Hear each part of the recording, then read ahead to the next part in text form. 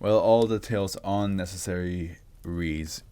Yeah, I'm aware, but like sometimes I just end up reading them. A little bit of like extra lore about the world, about the SCP Foundation world. Doesn't really harm anybody or me, but yeah, I think I would have just read that like off stream and then attached it to a video. All right. Do I have anything to say about it? I don't think anything happened except that my parents are here. So, let's go on. The Moonlight Theater. Why do I recognize that scene? Mucha lucha. Okay, now the save. Second save, which is also highly rated. The roadway leading to SCP-1781 has been blocked off near State Road. A perimeter fence has been constructed around SCP-1781 and is to be patrolled nightly. Any individuals who breach the fence are to be contained, administered to the Class A amnestics, and turned over to the police department. SCP-1781 is a drive-in movie theater located south of Indiana along State Road. The theater consists of a dirt parking lot, a concrete projector booth, a large screen, and a sign near the entrance labeled Moonlight Theater. During daylight hours, SCP-1781 exhibits no anomalous properties. The projector booth can be entered and contain a standard movie projector used in similar theaters. Is it like a drive-in theater? Oh yeah, it's a drive-in movie. It's that. Dated to 1988. Go to the SCP. Okay. Image taken from the screen of Gone with... that's what I recognize this from. Gone with the Wind. Every other night at dusk, SCP-1781 will activate. The door to the projector booth will close if it is open, and the parking lots lights will dim if they are lit. The projector within the booth will then begin playing a random film. Thus far, there appears to be no restrictions on the genre or length of film shown. During this time, the projector booth door and window cannot be opened. The selected film will run for its duration, and upon ending, SCP-1781 will deactivate, causing previously dimmed lights to return to full luminescence and the projector booth to become accessible once again. Individuals within the projection booth when SCP-1781 activates seem to experience no passage of time during the film. Oh, okay. While the type of film shown can vary widely, the single constant throughout all observed showings is the presence of Australian-British film actor Hugo Weaving in some role previously filled by another actor, actress, or prop. Often these inclusions are immediately recognizable, while in others the role may be very small. For example, during the screening of the King's Speech, it was initially thought that Hugo Weaving did not appear in the film. However, it was later observed that he had replaced a minor character in the large crowd shot. Hugo Weaving is such a good movie. Is that the reason why this, like, why the head over here does not look correct to the lighting and the quality? Notably, it has been verified that none of the films shown that have ever cast Hugo Weaving in the roles he assumes during screenings of SCP-1781. Additionally, when he replaces a major character or his presence is otherwise obvious, no characters in the film will take notice of him, regardless of the capacity he is in. His inclusion may, however, cause discrepancies in the film from the original version. Documents 1 and 2. Two notes can be found pinned into a small bulletin board within the projection booth. If removed, they will reappear the next time the booth becomes accessible after screening. The notes read as follows. Hugo Weaving himself into that. You know what? Vin1, you may not know it, but I did name SCP-1770 as a title. I called a chain mail. And now, Howard, now you've done it. you gave me the title name for this SCP. It's gonna be Hugo Weaving himself into other movies. That is clever. We have done it. We broke the code. I don't know what it is, and I don't care. I ran. Oh my god! Can you imagine if this SCP and the Siskel and Ebert SCP work together? We're like, Siskel and Ebert like, man, Hugo Weaving is in every movie we watch, but he's such a good actor. We love him. I don't know what it is, and I don't care. I ran the numbers, and we get at least a 50% attendance boost whenever we show movies with this guy in it. Not only that, the popcorn sales increase on average 22%. We've got to find a way to get him in every single goddamn film, I swear.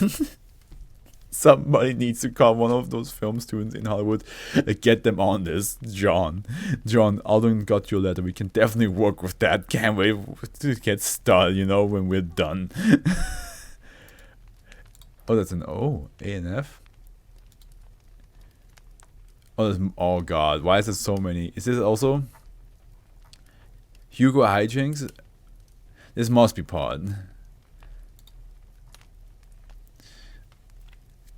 SB is short, so I'm gonna finish that SB first, and then we read that. Yeah, we can do. Yeah, exactly.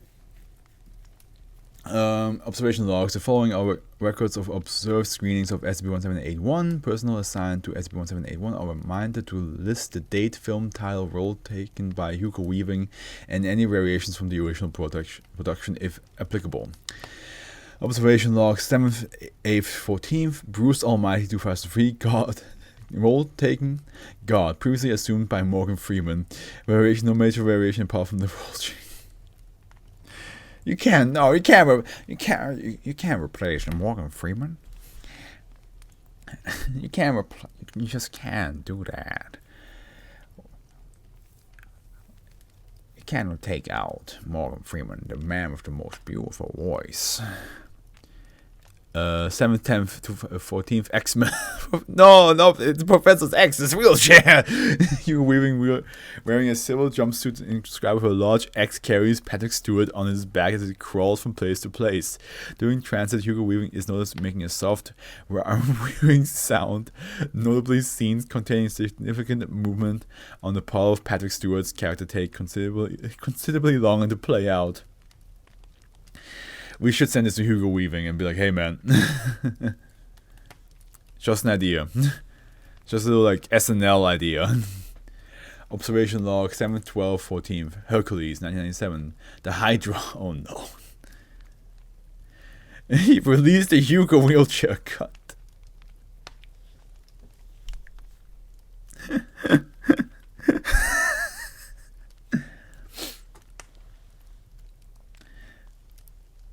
I want to see Hugo Weaving being a lightsaber in Star Wars. Somebody has to just swing him around. During the battle with Hydra, Hercules cleaves off Hugo Weaving's head. Is quickly replaced with an additional 2. However, the second head appears to be Hugo Weaving in Red Skull makeup, with his role in Captain America: The First Avenger. As Hercules takes off additional heads, more appear resembling different personas from different films Hugo Weaving has appeared in. Somebody needs to make fan out of that. During the final sequence where the Hydra consumes Hercules, Hugo Weaving, now considerably more unwieldy under the weight of several heads, is seen stumbling over to Hercules, attempting to eat him, and being unable to do so, resorting to chewing aggressively on his head. This continues for approximately 20 seconds, after which Hercules stabs Hugo Weaving in the stomach, killing him. 7th, 14th, 14th, March of the Penguins, 2005, a penguin egg.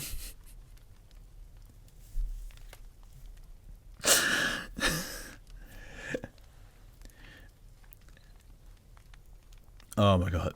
During a sequence depicting Antarctic penguins laying eggs, one penguin in particular looks to be in considerable distress. The narrator voice of Morgan Freeman comments on this, and the camera zooms on the penguin. The penguin rocks back and forth before falling over and struggles on the ground for a short time. A large group of penguins then gather around for the other penguin, and the narrator comments about the cruel nature of life in the Antarctic. Finally, the penguin screeches, and a fully formed naked Hugo Weaving erupts from the bottom of the penguin. Oh god. Hugo Weaving lays in the fetal position on the eyes as the narrator wonders about why this footage was included in the film, citing its graphic nature. The film was continues afterwards, although occasionally both Hugo Weaving and now deceased penguin can be seen in the distance. Oh, that poor penguin.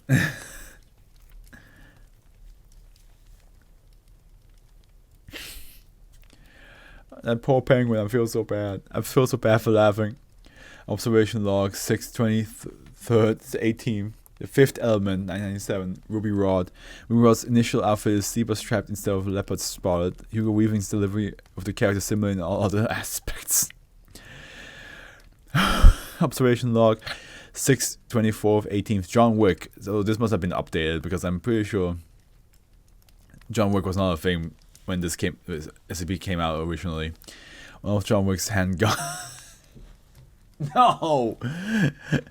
During the assault on the nightclub, the house, Josef Tarasov, John Wick utilizes Hugo Weaving in a suit as one of his handguns. Notably, the scene lasted for 30 minutes due to John Wick requiring multiple stops to rest.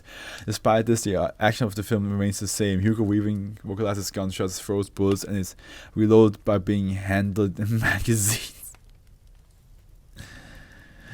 Oh my god. Observation log 6/24/18. Empire, the sun. During the course of the shoot, Hugo Weaving, naked and golden, descends in and out of the frame in place of the sun.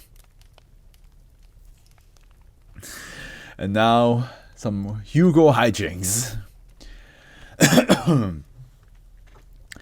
Ellen sat on her tiny couch quietly watching the tiny television. No, this is an article from... Oh, it is? Okay, then never mind. Fair enough. Now that I think about it, I did start reading this in 2020, so the fact that like the series 2 must have come out by then would work. Alden sat on her tiny couch quietly watching the tiny television, or rather, she would have been watching the television had the cable not gotten shut off early in the day.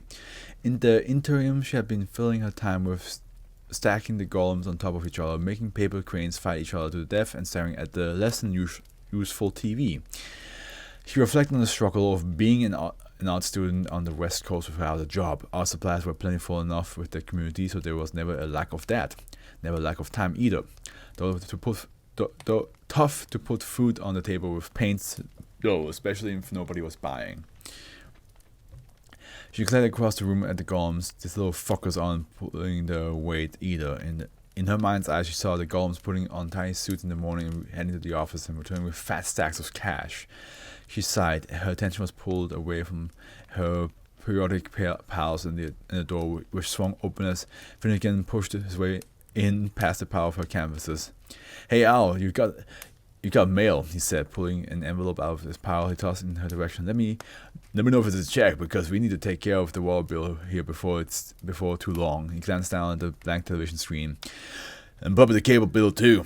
She nodded, leaving her dream of daytime soap operas behind her. "Did you cash the one from the exhibit I did on the 16th? Finn shook his head. "No, it didn't come in yet. Neither did the one from that piece for Morganson's." Alden pulled at her face. "Holy shit.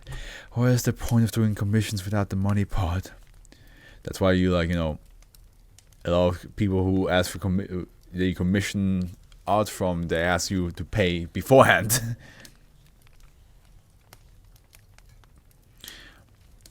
They both sat quietly for a moment as they looked through the mail, Finn occasionally mumbling some displeasure about being poor. Alden broke the tension by tearing into the article addressed to her. "Let's see here. Ad coupon. Oh, for that new hat store. Awesome. Ad bill, court summons, probably not important. And, oh hey, look at this." Finn raised an eyebrow and scooted over towards her. The envelope in question reeked of butter and grease and was stained accordingly. It was addressed oddly to those goddamn liberal California art types. Finnegan cocked his head. "How in the hell did we get this?" Alden placed a single finger over his open mouth. "Shh," she said. "Let's see what it says." She flicked through the adhesive and opened the flap, pulling out a piece of lined paper. It too bore the same grease stains, and shaking it revealed it was encrusted with what looked like salt. But Alden was undeterred. She flipped the paper open and began to read. "Dear goddamn liberal California art types, This is starting well. I'm writing to you because people are at my drive-in like that Hugo Weaving, like that Hugo Weaving in movies. Can't fault them there, I suppose.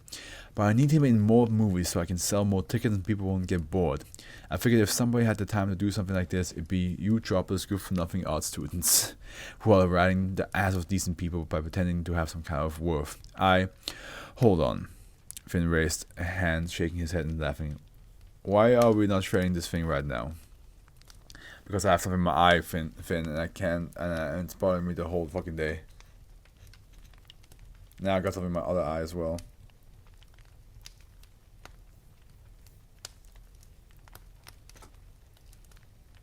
Oh god.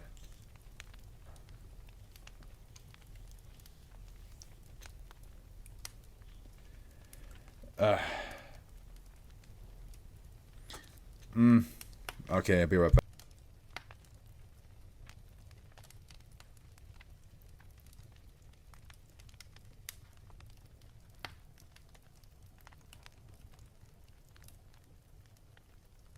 Simply with your eyes closed, I wish. I wish I could do that. Okay, where was I? Alden pulled at her face. Holy shit, what is the point of doing commission? No, wait, that's not it. Alden placed a finger. No, that's not it either. Here, Alden carried on, and I know the only way to motivate you is with money. So I'll pay you $1,000 if you can do it by the end of the month. $2,000 if you can finish it this week. Don't call me, just show up if you want to do the work. Won't be surprised if you don't, though. Hope you're okay. I'm good. It was probably just an eyelash. She stopped and looked at Finn, who was standing with his mouth slack jaw. He blinked twice and went off to the tiny closet where he kept his things. Alden snorted and called after him. Where are you going? His voice was followed by the clatter of falling shoes. To get my stuff. Come on, we're going to Indiana. They arrived within the hour after a quick trip through a meandering way that may very well have been a cornfield in some other world. Alden paused to pick a stalk out of her hair before glancing up and down the dirt road they stood beside. Is this it? She raised an eyebrow, sniffing. Finnegan pulled a map out of his bag, eyes squinting against the sun. We're close, I think. Kind of hard to tell. Looks like there aren't a lot of ways out here. He looked up. Just down the road, maybe. Let's get going. They strolled down the gravel road. Alden kicked the dirt about and scuffing her shoes in an attempt to make the most of the already worn soles. A quarter mile passed and then a half mile, and with every step Finnegan's brow furrowed into his eyes.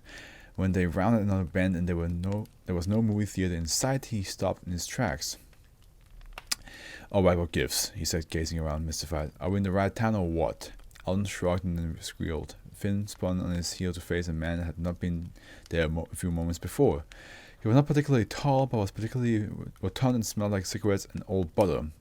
His white polo was stained with a variety of unspeakable liquids, and his baggy jeans sagged below the line of common decency. He gave them at once over with his beady eyes and then snorted. You do them California types, he said, sneering. Finn nodded slowly and Alden continued to stare, shell-shocked. The man snorted again, spat. Got here faster than I expected. Guess it's 'cause you ain't got nothing better to do. He turned around and started walking to the woods. Get on now. Don't need to waste time. The two of them met eyes briefly and then scuttled along behind the mysterious stranger as he tripes through the woodland. Heavier clothing would have helped avoid the nettles and spines of the less inviting plant life, but they hadn't planned for hiking. After another quarter mile and about a pint of blood loss, they emerged in a clearing before a fenced-in field housing a building and a screen, both standard drive in Fair. Alden gulped, and Finnegan knew why. The building might have been a building at one point, but it looked now more like a delicately assembled arrangement of mold and mildew, with the roofing having long since caved in at the back, and the mortar crumbling to dust whenever a strong enough breeze kicked through. The fencing itself was little more than rust, and the screen had easily seen better days. As they approached As they approached the shack, Finnegan noted a dirty, though recent model red camera roll sitting a ways away from the clearing. He leaned in towards Alden and snickered. Found what he spent his money on. Her face twisted into a half pout. Sure as hell isn't this drive-in. They entered the tiny building after the man, who stopped long enough to spit again. This guy is spitting non-stop, isn't he? Before turning to face them, he gestured to his left and right. This here's the projector. I just got it fixed, so don't fuck with it or I'll make sure to charge you for it. Over here's the movies. We got a bunch, but only got a few of them Hugo Weaving movies. All you gotta do is get him in a bunch more movies and you get paid. He sneered again. Easy enough for you? Alden's eyes opened wide, followed quickly by her mouth, but Finnegan averted danger by stepping in and smiling politely. Absolutely, sir. We'll take care of it. The man took a few moments to eye them slowly and then moved towards the door. Don't break anything, he said as he exited. It smacked him in the ass on the way and Finn thought to make a joke, but thought better of it. He turned to Alden, who was poking through the movie collection. What do you think? He said, coming up behind her. She paused briefly and then pulled a film from the shelf, her eyes labeled on the cover as she peered meticulously over it and raised an eyebrow. A lot of porn over here, she said, her words slow and calculated. Isn't this a family theater? Finnegan snatched it out of her hands and tossed it into the corner. That isn't important, or anything I wanted to know anything about. We just got to make sure we get this guy into a bunch of films, enough to get paid. He laid the emphasis on heavy, and then we can get out of here. You dig? Alden recoiled. We need to get that guy into movies? Jesus, I don't know if he'll fit. Finn shot her a look and she stopped. He rolled his eyes and then both walked over to the projector. He threw his bag on the table and sat down on an old stool resting near it. Alright, he said, let's get to work. Fucking no, holy shit, how have you not seen any of his movies? Finnegan said, hands hanging in the air. The clay statue that Alden had produced stood before him, but he was not particularly moved. What are you talking about? Alden said, pointing dramatically at the finished piece. This is perfect. The jaw, the eyeline. This is exactly what you asked for the guy from the Matrix. Finn's face popped hard enough to leave a mark. No, Al. That's Keanu Reeves. Alden cocked her head. Cooked. Yeah, she cooked her head. Who? You ever see Bill and Ted's Excellent Adventure? She nodded. Duh, that's a classic. Finn rolled his eyes. That's Ted. Alden grinned and turned back towards the statue. The statue was the spitting image of Keanu Reeves in the buff. The statue turned its head slowly and raised an eyebrow at her, which caused her to nod. Yeah, I can see that. This is a Matrix guy though, right? Well, yeah, he was in the Matrix, but no, this isn't the right guy. You want the other guy, the one with the suit. Lawrence Fishburne? Finnegan nearly did a backflip. How the fuck you know who Lawrence Fishburne is, but not Hugo Weaving is? I like CSI.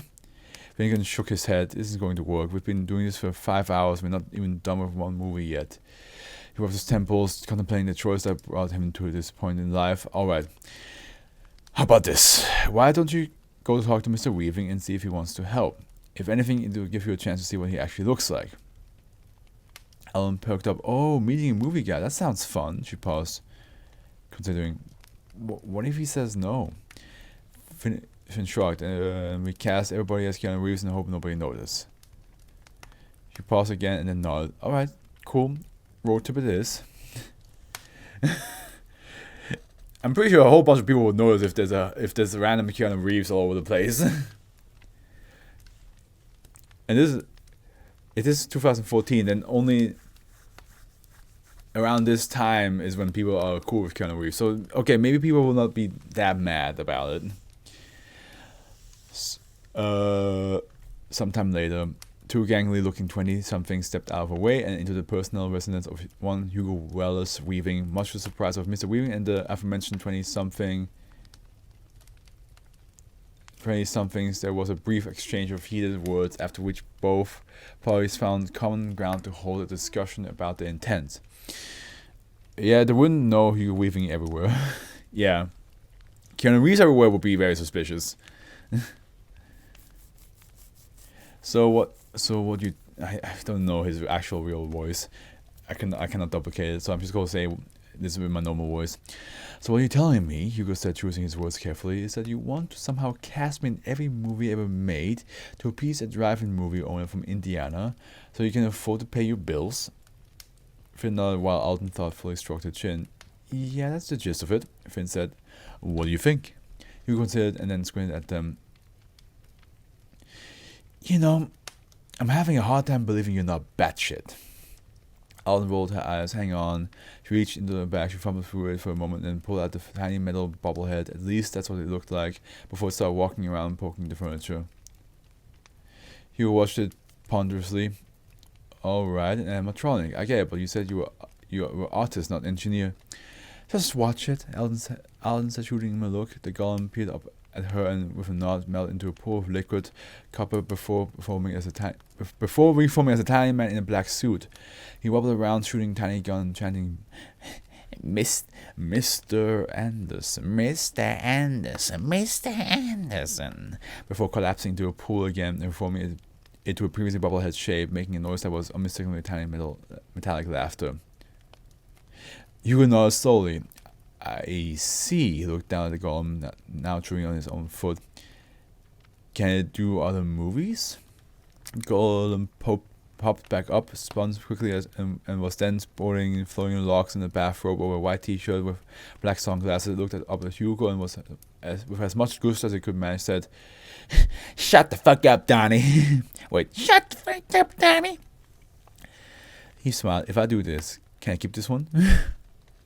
Alden reached into her bag again and pulled out another golem. This was slightly gaseous and buzzed with bright purple light. You'll need to. Take it alone if they don't have somebody that says to torment. Alright then. I'm in. I love how he's in on like being cast in every movie and to like help these guys pay their bills and doesn't just, pay their bills.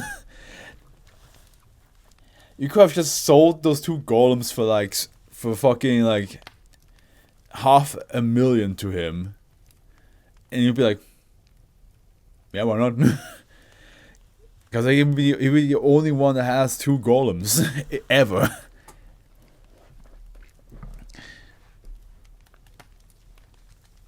You could have just sold that to him, and you'd be sold. Oh well. Alden Finn smiled and she shot a wink at the tiny dancing golems on the floor. Little fuckers are pulling their weight after all. Yeah, I feel like this is a weird way to approach this situation. I get they want to give some background to how did Hugo Weaving end up in every single movie. But I feel like if I were them, I'd be like, you are talking to a film star, a big one at that.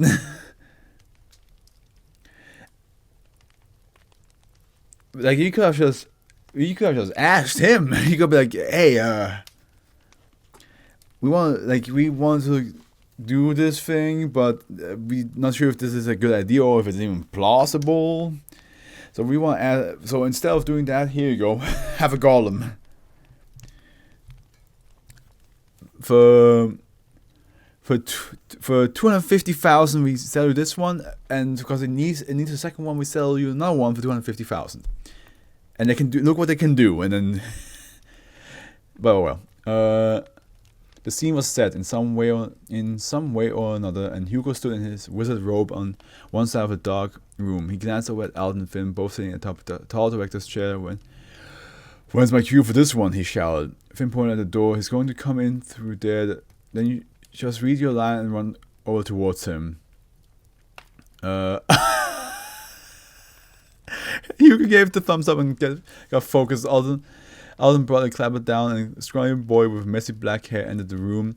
Hugo charged across the room, cloak flapped behind him with passion in his voice. Harry! Did you put your name in the goblet of fire?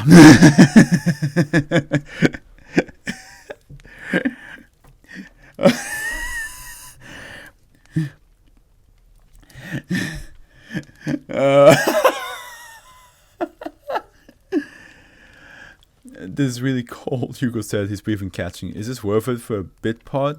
Alden pointed off, said, No, you're a really big deal in this one. All you gotta do is hit the boat when it comes floating your way. then you can just kind of filter off over over that. Over that way. Hugo shrugged and resumed his dog paddle. As the Titanic came into view, he kept paddling straight through the steel hull and then off stage right. Hugo sipped a cup of coffee and turned towards Finnegan. So we could just keep doing this forever, nothing really would happen to us. Finn nodded. Yeah, something about being outside of time and space. I honestly just kind of go with it. He looked over towards the tree line, where Eldon was chasing a velociraptor with her broom. Hey, he shouted, easy with that, we're going to need it later. Yeah, because like the room is like time just stops there, right? And we're all quiet as they observed the flock in front of them, taking in the majesty of the nature firsthand. The beautiful moment lasted as long as the silence, when Hugo broke it with a question. You want me to do what to the penguin? Yeah, the poor penguin. The two of them stood in front of the Travel Theater owner, quietly sweating his reaction. The crowd had gathered to see Hugo Weaving as the Kraken in Pirates of the Caribbean 2, and business seemed to be moving. The owner, as usual, was unmoved, but hadn't insulted them personally yet. Progress, Finnegan thought. It wasn't until the movie ended and the crowd began to disperse that the man made a noise where he spat on the ground in front of them. Huh, he said, shrugging. He said, shrugging. So that's Hugo Weaving. I thought I was talking about the guy from Bill and Ted. Right? Eldon shouted. Finnegan put his flat hand through his face.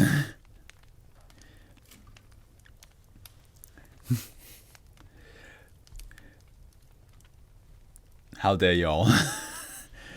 How dare y'all? So at the end, we don't even know if they got paid or not. We don't even know if they got paid or not.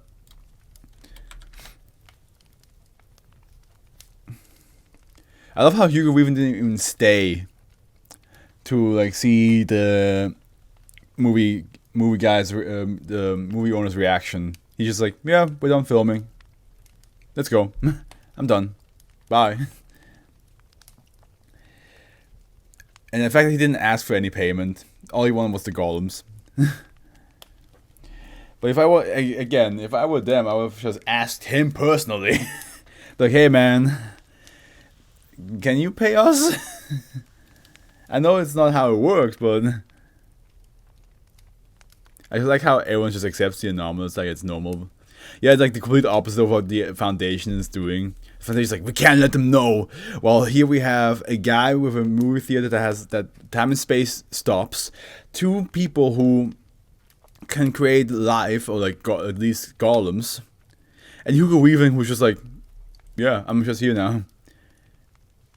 Yeah, he's a chill. Yeah, he is now. He became one.